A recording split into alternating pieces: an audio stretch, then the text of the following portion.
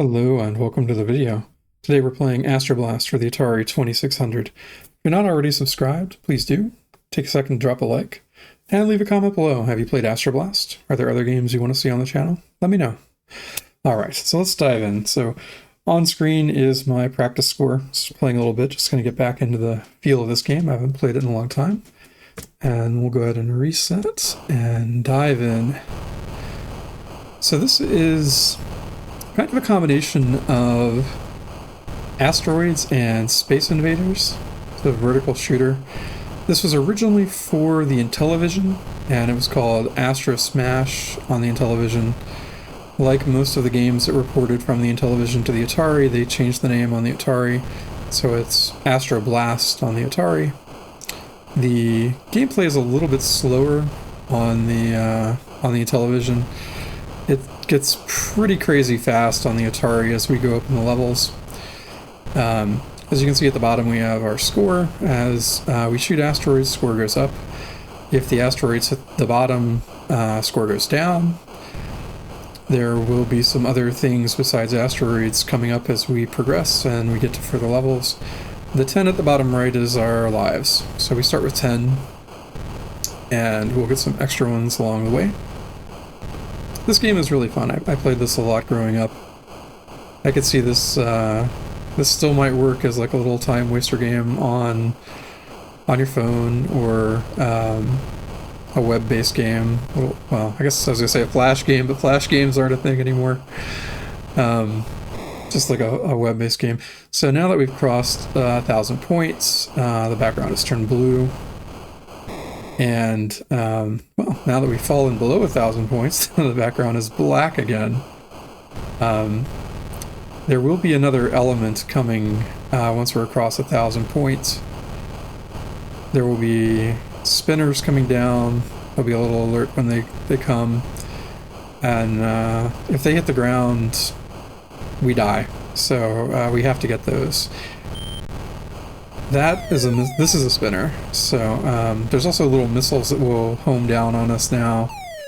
Those little white flashing pulses are missiles coming at us. Those spinners we absolutely have to get. I think that's actually a pretty interesting gameplay addition.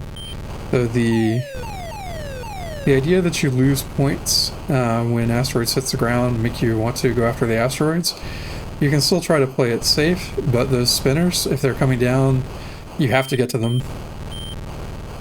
And those missiles, those pulsing missile things are super fast, and they dodge, so when they cross over you, they start zigzagging back and forth, so they can be hard to shoot. Fortunately, the game is fairly generous with extra lives, so should be able to go for a little while here. Just thinking as I was practicing this that there is a lot of space games on the Atari 2600, and I guess that's probably just a product of the space age and just having been on the moon and space shuttle being a new thing. It's funny thinking about those now being old things. Although at the time there was optimism of it wasn't going to be too long before, we had colonies on the moon, and we were going to be on Mars and exploring the solar system. And if you look at some of the fiction from the time, like 2001: A Space Odyssey, 2010, like we were at Jupiter in 2010, and now it's like 2024, and those things have not happened yet. It's interesting how we think certain things are going to progress very quickly, and they don't, and we don't think about some things progressing at all, and they go really fast. Computers have gone crazy fast. Just looking at this, like this video game is like, I don't know, about 40 years old, and looking at modern games, like, oh goodness. That is like going to Mars. You can have a VR experience on Mars before we even get there. But yeah, I think of the vertical shooter games on the Atari, I think this is one of the better ones. Now I'm playing an Atari 50, and I am using mouse for control. The game originally worked with paddles and with joysticks, and that's still true. It will still play with you can still play with a controller if you like. I think the paddle control and a mouse emulating a paddle is probably the better way to play it. You have a lot more precise control.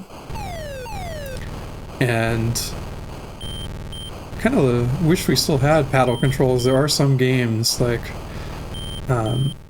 Pong and Breakout, games like this, where having really precise control can be very useful. The analog sticks, because they're spring-loaded on modern controls, don't quite get the same thing. They can be very precise, but they're not quite the same. It'd be cool to have a knob on controllers for games like this.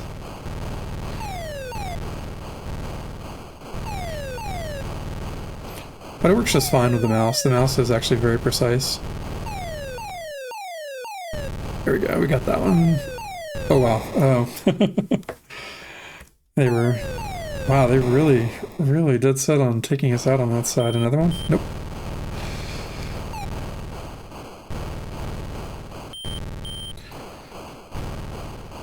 Now,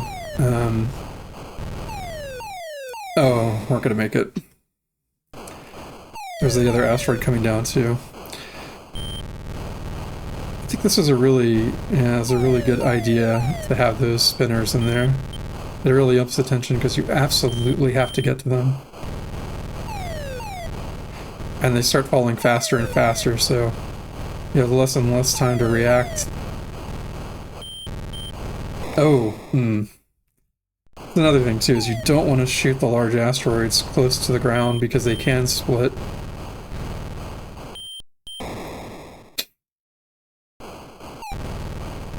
They don't always split, but they do a lot of times, and when they do, if you're too close, basically they just send two small asteroids into you.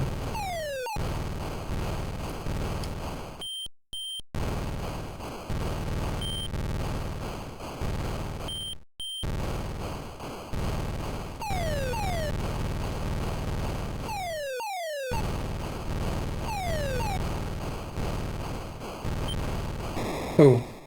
I'm looking at the wrong part of the screen. That's another thing, is there's just so much going on. But it is a fun, challenging game. There's a lot of replay value to this as well.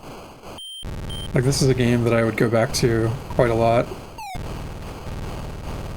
It was definitely one of my favorite Atari 2600 games to pull out and just sit down and play. You can play for 5 or 10 minutes and have a lot of fun, play a complete game. It's a lot more action than a lot of the older arcade games like Space Invaders or Galaxian.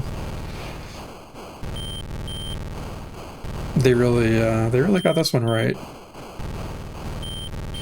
I'm glad it made it into Atari 50.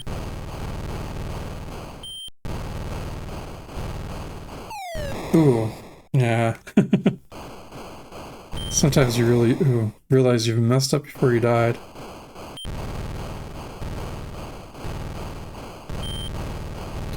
So 20,000 is another break point, and at that point UFOs will start appearing. And it gets very difficult from that point on. Not that it's not already difficult. But the game just keeps ramping up the difficulty. Okay, so that green background...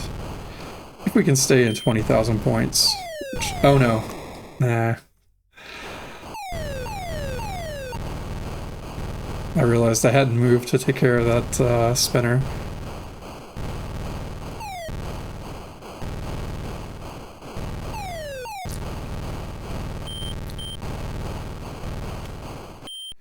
Ooh. Ooh. Yeah, they're just falling so fast at this point. There we go. Ooh, that was a UFO. So we did manage to... Oh! Second UFO. They fire very fast. Did manage to get a Ooh, wow. Did manage to get a second UFO.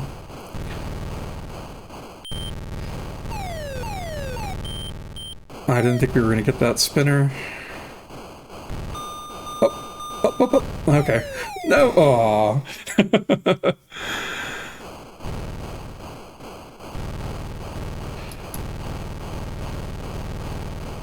Yeah, the tension builds at this point. Oh no. This is no way. Ooh. Nope. Oh. Yeah, those fall really fast now. I think my brain is at the maximum braining for what it can do.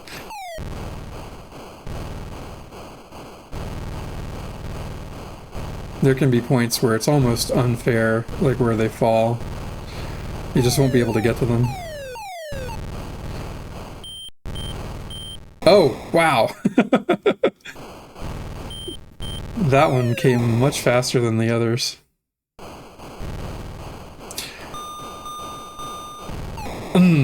I thought we were going to get away from it. Oh, wow. Yeah, the game gets brutal beyond this point, so I am happy to get this far. Wow.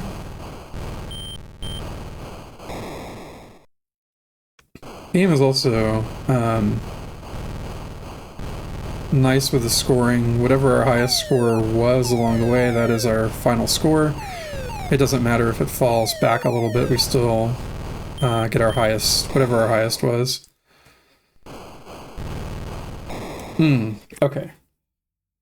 So 22,725. Yeah. Yeah, this is a lot of fun. I really enjoy this game. If you have Atari 50, definitely check this one out. If you have this sitting around on an old Atari 2600, go back and play it. This one's a lot of fun. Has been in a couple other Atari collections too. But it's a really good one. It's still fun to play today. If you enjoyed this, drop a like. Definitely subscribe for more videos like this. Leave a comment below. Let me know what you think about this game or other games that you'd like to see. But yeah, go ahead and end the video here, and I'll see you in the next one. Take care.